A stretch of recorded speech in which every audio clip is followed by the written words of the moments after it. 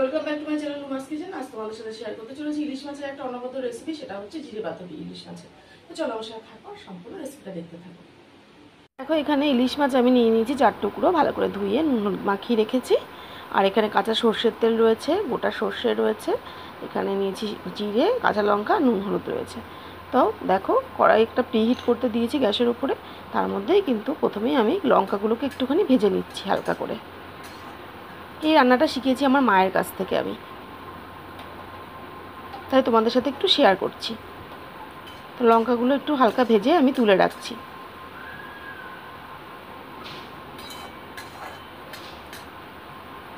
ইলিশ মাছ তো অনেক রকমভাবেই খাওয়া যায়, এইভাবে এই রেসিপিটা ট্রাই করে দেখো, খুব ভালো লাগে খেতে। তো লঙ্কাটা কিন্তু গল্প করতে করতে ভাজা আমার হয়েই গেল। এবার আমি লঙ্কাটাকে তুলে রাখছি একটা প্লেটে। এইবার কড়ার মধ্যে জিরেটাকে একটু ভেজে নিচ্ছি।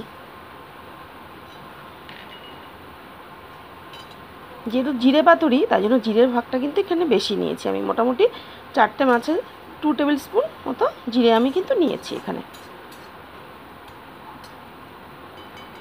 তো দেখো জিরেটাও কিন্তু ভাজা আমার হয়ে গেল।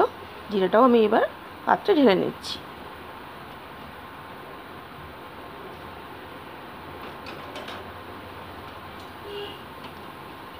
তো চলো এই মশলাটাকে আমি শিলে বেটে নিই। দেখো অল্প অল্প জল দিয়ে শিলের মধ্যে আমি এটা কিন্তু বেটে নিচ্ছি। আর শিলে বাটা মশলায় রান্না, যে কোনো রান্নাই কিন্তু খুব ভালো লাগে খেতে, আর টেস্টটাই আলাদা হয়।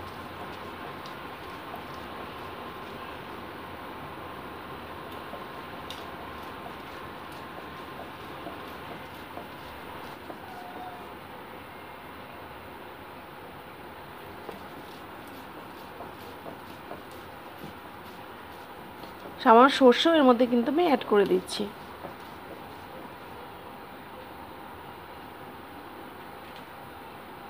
জল দিয়ে বেটে নিচ্ছি এটাকে।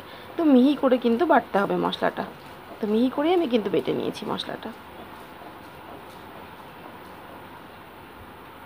তো চলো দেখো মশলাটা কিন্তু বাটা আমার হয়ে গেছে একদম। দেখো মিহি করে একদম বেটে নিয়েছি আমি।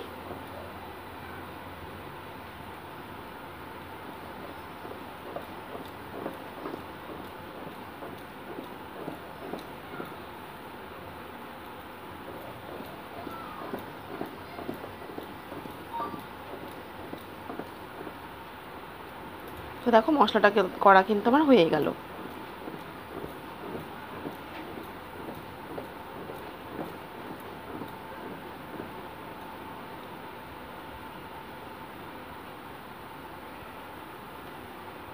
এবার মূল রেসিপিতে ফিরে এলাম। তো কড়াইয়ের মধ্যেই প্রথমেই এই মশলাটা কিন্তু আমি দিয়ে দিচ্ছি।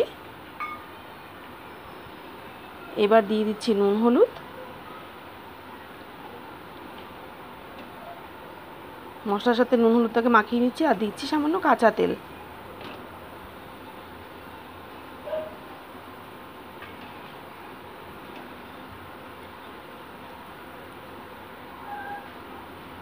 এবার কাঁচা মাছের টুকরোগুলোকে আমি ওর মধ্যে দিয়ে দিচ্ছি।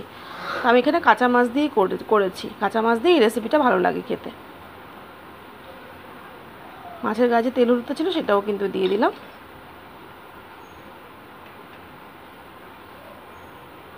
আর দিয়ে দিচ্ছি সামান্য একটু জল, যাতে মাছটা সেদ্ধ হয়ে যায় ভালো মতন।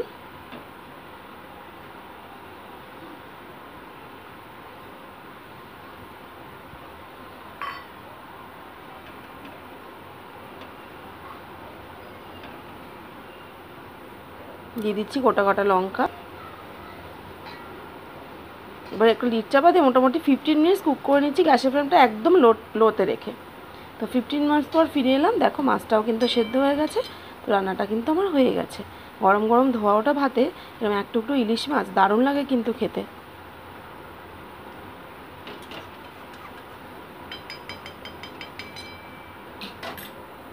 তো তৈরি হয়ে গেল আমার ইলিশ মাছের জিরে পাতুরি। সম্পূর্ণ রেসিপিটা তোমাদের কেমন লাগলো আমাকে কিন্তু কমেন্ট বক্সে অবশ্যই জানিও বন্ধুরা। আর অবশ্যই এভাবে ট্রাই করে ভালো লাগবে। আর আমার ইউটিউবটা কিন্তু তোমরা দেখতে ভুলো না, অনেক নতুন রেসিপি কিন্তু তোমরা পাবে ওখানে।